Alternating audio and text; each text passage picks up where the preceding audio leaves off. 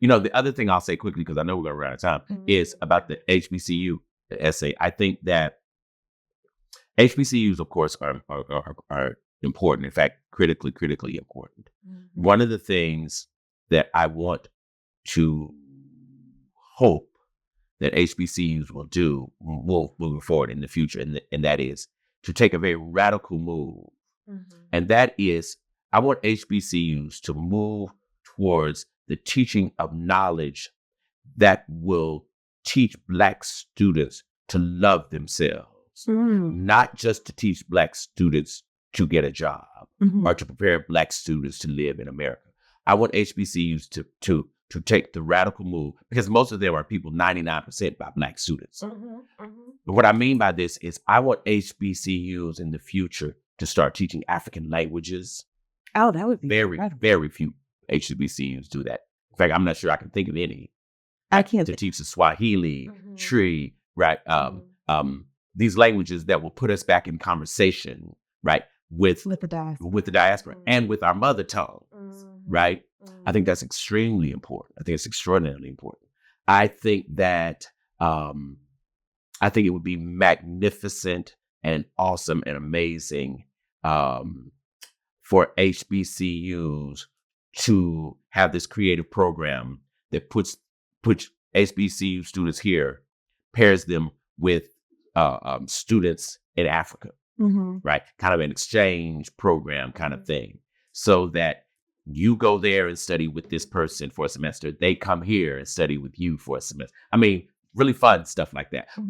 But things that begin to show African people, African students, that the seed and the seat of your intelligence, shift that to understand, right, that is part of your African inheritance. Instead of most Black students knowing Socrates. Oh, cool. Right. Better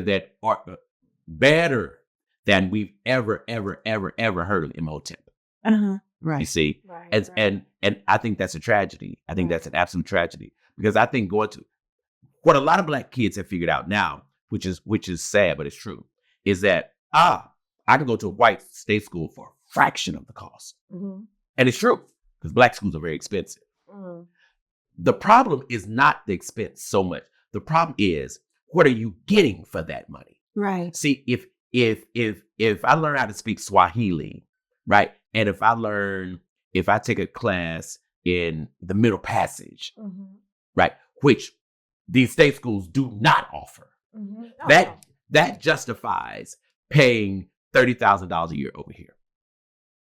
But if the curriculum here mirrors the curriculum in most white schools, why in the world would I pay 3 times more just to do it over here? I think it's interesting when you talk about the curriculum at a Black school, because I know you teach at Clark. I do. You are a product of Clark. I am. Did you ever think about going anywhere else? I did not. I studied abroad at Oxford. Okay. Yeah. No, but I'm saying as far as like HBCUs, like teaching or attending. Oh, no. In my head, if you're at one, you're at all of them. Well, right. Right. No, but I mean, I think because I had this conversation because at Howard Law, we do have sort of an exchange program that we do in South Africa for the summer. So we send students, we have a South Africa summer program. I've heard this. Greg and I are really close. So, okay. So you know exactly right. So you know exactly what I'm talking about. And I feel like HBCUs on some levels would benefit. I do think that they would benefit from having language programs where we teach instead of we're saying we're pushing you into French, Spanish, right, German, right. I mean, Chinese. Yeah. Or, why not at least give the students the opportunity? But one of the things that I really loved about my Howard experience was a couple weeks before you start, you have like 2 weeks or 3 weeks of actual pre-law experience where it's not just telling you about all the things you're going to learn, how to write a brief and all that, but it's also really indoctrinating you into the history of Black lawyers and lawyering in the United States, where you fit in that role as a Howard lawyer and the expectations. This is before the even pinning ceremony. And so you don't even get to put your pin on until you have been properly indoctrinated into the Black college experience. And that's one of the things that I think is so important. You're talking about the language and the culture. I think it is important for us to fill one another's cup with the language and the culture and the history and the philosophy of Blackness in the diaspora. And I actually love that idea. And I wonder what you think if you thought about, because our direct line was not necessarily from Africa, from West Africa to the United States. We ended up all over the Caribbean and Europe. And so I wonder if you would even consider like extrapolating that and say, maybe some of us need to go to Jamaica or just as like have the exchange of, because I feel like the diaspora connection is what strengthens us. Oh, sure. Wholly. Yeah. There's University of the West Indies. Mm-hmm. Yeah. Right. Yeah. Right. Lots of places. Right. Yeah. My thing is I want black schools to be unafraid of becoming African centered. Well, I want that too. Yeah.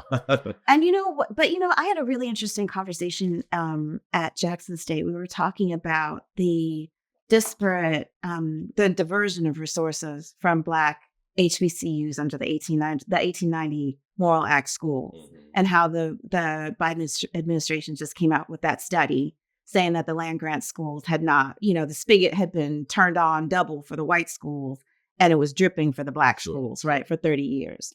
We had problems at Howard, right. But I think the financial piece of it is important.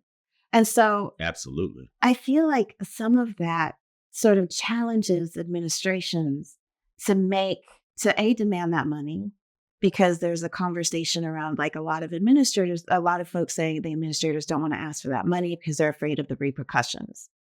And then I think that also challenges administrators to say, how can we justify, we're looking at white folks looking at us. How do we justify teaching Swahili to these students?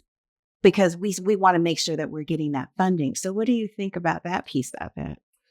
I think what I have really found is I don't know that the funding shifts because we move towards African-centered things. I'm not sure. I think the funding shifts because most of the time when the funders are giving money, that's not when we're around doing anything, quite frankly. Those are private conversations. Right. And the thing I've learned too, having been at Clark 30 years, I once believed that the curriculum problem at HBCUs, et cetera, was because of accreditation agencies. Mm-hmm. This is what you have to teach. Mm-hmm. It's not true at all. It's not true at all. I found that it's the craziest thing. It's not true at all. In fact, years ago, Sachs, who go credits Clark, was on campus, and I asked one of the Sachs representatives. I said, "Well, Black schools have a hard time trying to keep up, with what you all demand that we teach." Mm-hmm. And he said, "We don't demand that you teach anything." I said, "Whoa, am I missing something here?"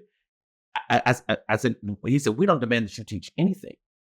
An accreditation agency does not do anything in terms of curriculum at institutions. All we do. So then, what were they looking for? He said, all we do is check to determine that whatever it is you have said you're going to teach, do you have the resources to do it? Okay. And do you have evaluative measures so that you'll know how well you did or how poorly? But can I tell you something? Because I did do PWIs for my undergrad and for my advanced law degree, right? And one thing that I found going to Howard, because Howard was at the time being reviewed by the ABDA for its accreditation. Mm-hmm. So one of the things we had measures we had were attendance policies, and we also had required grading curves. Mm-hmm. So you can only give 2 A's out. You could only give a certain number of B's out, et cetera, et cetera.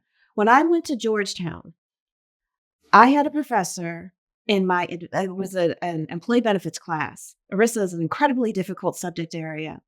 He came in right before finals and told us all, you all got in here. And so the expectation is that you're smart enough to be here. Right. And so for faculty, if we want to give anybody lower than a B-, we have to write a 2-page justification for why we need to do that. And so you have Howard that has to give these brilliant students an A through an F, as somebody's got to fail this class. But see, whose idea is that? that was the ABA. That was part of our accreditation process, as opposed to at Georgetown, we couldn't fail. I could have thrown my exam out the window on fire, and that man still would have had to write a justification for failing me. But I'm going to suggest to you, right, that what you thought was the accreditation, or what even has been the rumor that the accreditation folks were the ones who are setting these grading standards. It is not them. It's if Howard chooses this, the accreditation folks say, then, okay, this is what you have to do because you all agreed. I mean, this is my understanding, and this is my understanding from administrators at the school at the time, because we were really under review. And so what happens is you have students. All schools, of course, have this. No, of course. But I mean, so then you have this real grade inflation. And what happens is, because then I'm on the other side of it as an attorney, hiring young attorneys who come out of these schools where they couldn't fail and then couldn't come to me and write a sentence, couldn't get a brief to me on time. This is not the accreditation. There are traditions that these Black schools are holding on to. There are standards, there are subjects they're teaching. In fact, we were proposing to do, this is back when we were proposing to do a PhD in African American studies, right? We said, we're going to have to fight these accreditation people on this. The accreditation folks were like, perfectly fine. I was in the meeting. I was flabbergasted. I mean, that shocks me. That's exactly where I was. I said, wait a minute. I said, fine. They're like, whatever you all want to teach is your business, is your decision. What we want to ask is, do you have faculty who have degrees in this? Right? Do you have library resources, right, that would support study of these subjects? All we want to know is, do you have the means whereby to teach it? We're not telling you what to teach. You get to decide. It's your school. I was like that. That was my face. I mean, this is my face because when you're a student, keep in mind, I'm a student, right? Right. And we're under review, right? And what you hear as a student. No, but what I'm hearing as a student is from faculty who are saying, we want to give you every opportunity to succeed. We want Howard to keep its accreditation. And we know that this is what is going to be required of that. Required to do that. No. I was the faculty at Clark and I didn't know. I'd been there for 15 years and I didn't know. So who's making these decisions? In many instances, right? Certainly the high tier folks in terms of administration, and also a lot of times it's just this is the way the school was founded, and so we just running it the same way it was founded. Because I was asking things like, must we teach Shakespeare in the English department at a Black school? Yeah, Toni Morrison talked about that too. How they wouldn't let her do her dissertation or her thesis on what she wanted to do. And Saks like, that's your business. I was like, my God. We need to continue this conversation. Yeah. We need to. Absolutely. But first of all, just thank you tremendously for just getting up this morning and meeting me. It's so awesome. So I appreciate our time. Yes. Thank you so much for taking the time. Absolutely. Cheers to you. Cheers.